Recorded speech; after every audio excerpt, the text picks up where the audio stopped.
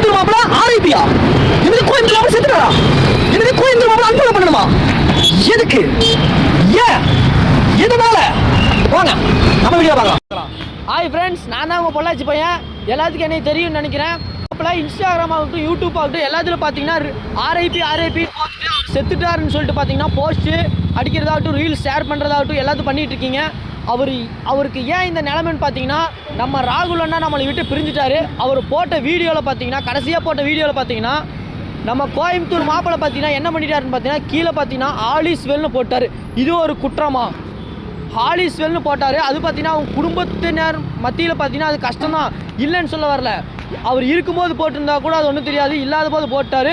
அவர் சின்ன பையன், பெரியவங்களே எவ்வளோ தப்பு பண்ணுறாங்க, சின்ன பையன் தானே மன்னிச்சு விட்டுறலாமே. ஏன்னு கேட்டீங்கன்னா, தப்பு பண்ணுறது மனிதனோட குணம், அதை மன்னிக்கிறதா கடவுளோட குணம். நீங்கள் கடவுளாக இருங்க, அவர் மனுஷனாக இருந்துட்டு போகட்டும். எல்லோரும் பைக்கில் போகும்போது கண்டிப்பாக ஹெல்மெட் போட்டு பைக் ஓட்டுங்க. நன்றி.